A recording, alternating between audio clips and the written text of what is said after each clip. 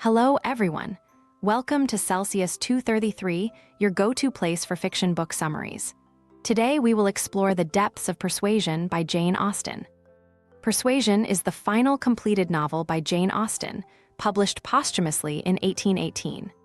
The novel explores the themes of love, regret, and second chances, centering on the life of Anne Elliot, a young woman who, years earlier, had been persuaded to reject the man she loved due to his lack of wealth and social standing.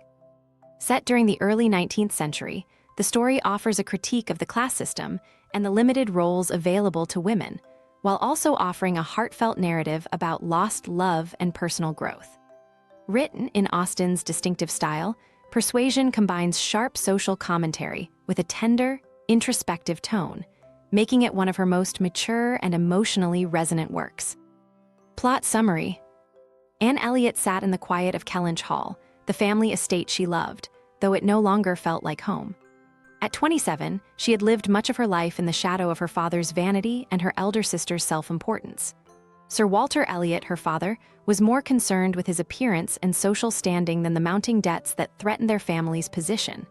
And Elizabeth, her eldest sister, was much like him, focused only on prestige and the hope of a grand marriage. Anne, once beautiful in her youth, had grown quieter and thinner, unnoticed by her family, though her mind and heart were still rich with feeling. 8 years before, Anne had been engaged to Frederick Wentworth, a young naval officer with little fortune but much ambition. Though deeply in love, Anne had been persuaded by Lady Russell, her late mother's closest friend, to break off the engagement. Wentworth's uncertain prospects and lack of status had been deemed unsuitable for a girl of Anne's birth. Lady Russell had urged caution, and Anne, trusting in her judgment, had reluctantly ended the engagement, breaking her own heart in the process. Wentworth left Somerset, wounded and disappointed, and Anne resigned herself to a life of quiet regret. Now, years later, Kellynch Hall was to be rented out to cover Sir Walter's debts, and the family would relocate to Bath. Anne, though saddened by the thought of leaving her childhood home, accepted her fate with the calm dignity she had always shown. The tenants for the estate would be Admiral and Mrs. Croft, respectable people, and, as it happened, the brother-in-law and sister of Frederick Wentworth. Though she hadn't seen him in nearly a decade, the prospect of his return stirred old memories. Anne wondered if time had softened his anger, but she feared that he would remember her only as the woman who had rejected him. Anne's younger sister, Mary, now married to Charles Musgrove of Uppercross, invited her to stay at the Musgroves' cottage. Anne, eager for escape from her family's pressures, accepted. The Musgrove household was full of life and noise, a welcome change from the quiet melancholy of Kellynch. There, she found herself mingling with the Musgrove sisters, Henrietta and Louisa, who were lively and affectionate. Soon after, news arrived that Captain Wentworth had returned to the area. He was now wealthy, having achieved great success in the Navy, and was once again a bachelor. The Musgroves, who knew nothing of Anne's past with him, warmly welcomed him into their circle, and Anne's heart trembled at the thought of seeing him again. When they finally met, it was clear that Wentworth had not forgiven her. Though he was polite, his manner toward Anne was cool and distant, and she was forced to watch as he charmed the Musgrove sisters. His attentions were particularly focused on Louisa, a young woman of exuberant spirit. Anne felt her heart ache as she saw the man she had once loved so deeply appear to court another. Captain Wentworth, however, was not immune to Anne's presence. Despite his outward indifference, he could not help but notice how she had matured, how her calmness and grace stood in contrast to the frivolous girls around him. Still, his pride and the pain of their past kept him distant, and he began to show more serious interest in Louisa, to the delight of the Musgroves. The tension between Anne and Wentworth reached its peak during a trip to Lyme, where they visited Captain Wentworth's friends, Captain Harville and Captain Benwick. The seaside town brought Anne unexpected solace, and she found a quiet companionship with Captain Benwick, who, like her, was nursing the wounds of lost love. He had recently lost his fiancée and found comfort in books and conversation with Anne.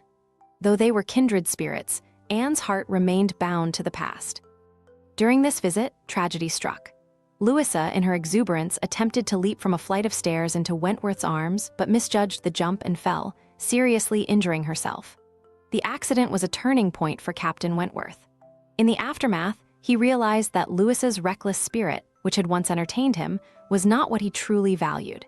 His admiration for Anne's steadiness and strength resurfaced, but he believed he had lost her forever.